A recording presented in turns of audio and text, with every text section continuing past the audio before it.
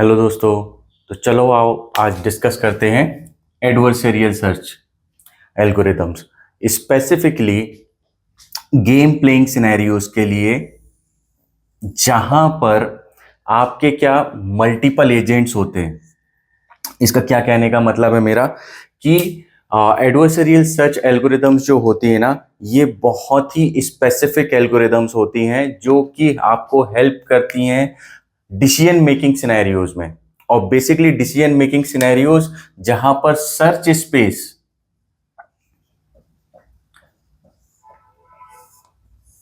दो multi agents के लिए सेम सर्च स्पेस होता है, तो वहां पर इन पर्टिकुलर एल्गोरिदम्स का यूज किया जाता है। पहले तो समझते कि ये एडवर्सरियल का मतलब क्या होता है। सो एडवर्सरियल जो वर्ड है वो आया है आपका रूट वर्ड एडवर्सरी से, और एडवर्सरी का मतलब होता है opponent, against to each other या फिर राइवल।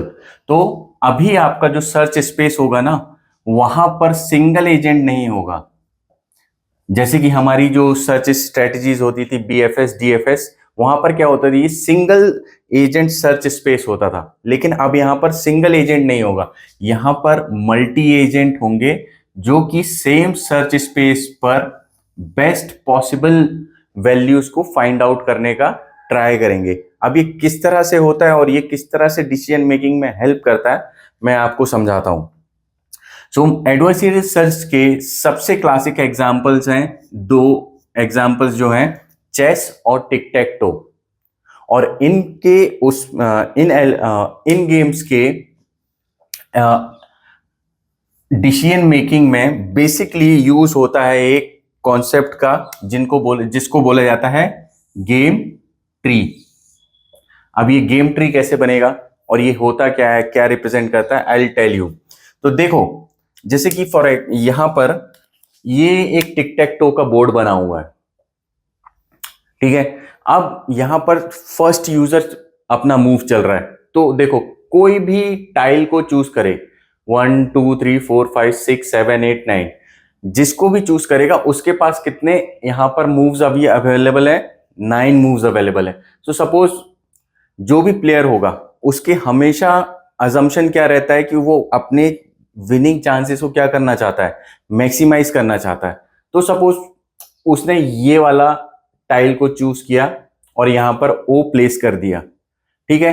तो ये जो है ना, आपका यहां पर रूट नोड बताएगा जो गेम ट्री बनेगा आपका। ये आपका गेम ट्री बना हुआ है। अब इसमें जब गेम धीरे धीरे धीरे एग्जॉस्ट होने लगेगा ना, तो यहां पर आपका जो सबसे लीफ लेवल है, ठीक है, यह नॉन टर्मिनल जो लेवल है, ये बताएंगे आपके वैल्यूज, जिसको आप रिजल्ट्स भी बोलते हैं। और ये हो सकते हैं आइदर विन, ड्रॉ और लॉस। कुछ कुछ गेम्स में ये न्यूमेरिकल वैल्यूज भी बताते हैं, +1, 0, -1, और कहीं पर ये मोर देन 1 वैल्यू भी बता सकते हैं, 5, 10, -5। तो it depends on the game कि आप किस तरह का गेम प्ले कर रहे हैं। तो अभी देखिए, ये यहां पर आपको समझ में आया है कि ये जो आपने चला, इसके अकॉर्डिंग यहां पे इसका आप क्या बनेगा, गेम ट्री बनेगा। तो यहां आपके पास जब आपने फर्स्ट मूव चलने का ट्राई किया था, तो आपके पास 9 पॉसिबल मूव्स की अवेलेबिलिटी थी। तो इस तरह से आपके यहां पर टोटल 9 ब्रांचेस बनेंगी। और ब्रांच का मतलब क्या है, ये एक ब्रांच बनी है, ठीक है। तो इसको मैं कह रहा हूं, ये रूट नोड की एक पूरी एक ब्रांच बनी, तो इस तरह से 9 ब्रांचेस बनेंगी। और इसी को क्या बोला जाता है, ब्रांचिंग फैक्टर। तो अगर किसी भी नोड का आपसे ब्रांचिंग फैक्टर पूछा जाएगा, तो ये इस तरह से देखा जाता है कि उसके पर्टिकुलर कितने एडजेसेंट, इमीडिएटली एडजेसेंट कितने ब्रांचेस पॉसिबल हैं। अभी जैसे अगर मैं आपको इस पर्टिकुलर नोड का ब्रांचिंग फैक्टर पूछूं, तो यहां पर देखो, इसकी एक ब्रांच ये है और इसकी एक ब्रांच ये है, और जबकि अगर आप रूट नोड का ब्रांचिंग फैक्टर देखेंगे तो टोटल ब्रांचेस उसकी ये हैं, जो 9 पॉसिबल मूव्स थे। देखो आप इसको एग्जाम्पल में समझा रहा हूं, यहां पर मल्टीपल ऑप्शंस भी हो सके। यहां पर अगर मैं टेक्निकली जाऊं तो इस पर्टिकुलर ब्रांच के 8 ब्रांच पॉसिबल ब्रांच हो सकते हैं, क्योंकि अब देखो रूट नोड जो आपका फर्स्ट प्लेयर था उसने वैल्यू डाल दी ओ, अब इसके बाद एक्स की वैल्यू आएगी।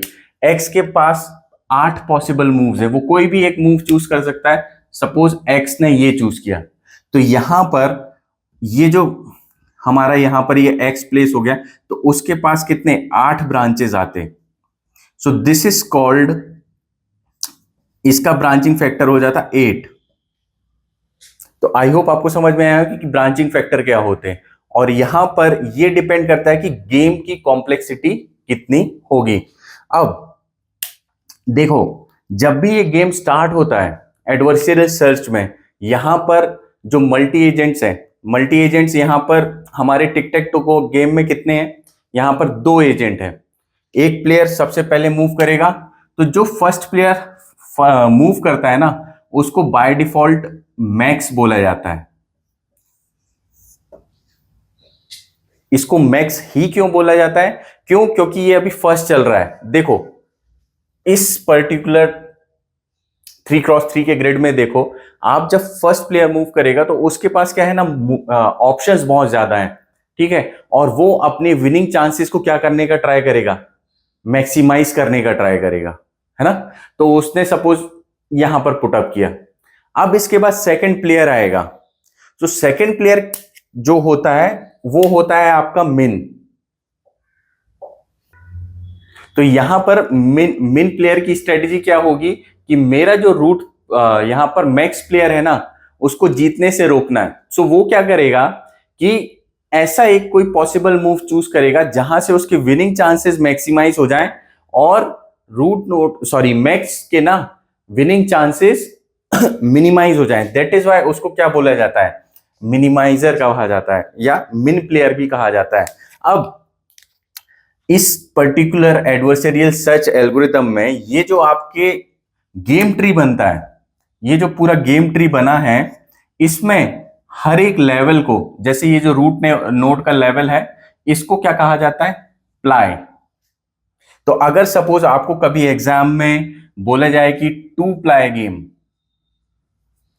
प्लाई गेम अगर बोला है तो इसका मतलब है कि गेम जो है 2 लेवल तक ही जा रहा है।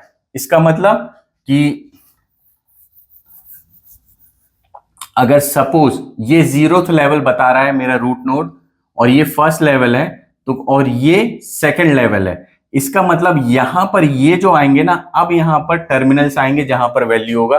This is called 2 ply game, जहां पर 2 लेवल के बाद आपका क्या होगा, रिजल्ट आ जाएगा L0, लेवल 0, लेवल 1, लेवल 2। तो ये आपका 2 प्लाई गेम होता है। और ये हमारा जितना भी कॉन्सेप्ट है ये होता है बेस एडवर्सरियल सर्च की डिफरेंट एल्गोरिदम्स का। और इसकी डिफरेंट एल्गोरिदम कौन कौन सी हैं, सबसे फेमस एल्गोरिदम है मिनमैक्स एल्गोरिदम, और दूसरी एल्गोरिदम आपने सुनी होगी अल्फा बीटा प्रूनिंग। मैं अभी आगे के वीडियोस में इन दोनों एल्गोरिदम्स को डिटेल में समझाऊंगा, बट उनको समझने के लिए सबसे पहले ये चीजें आपको सारी पता होनी चाहिए, तभी आपको ये दोनों एल्गोरिदम्स जो है वो क्लियर आउट होंगी।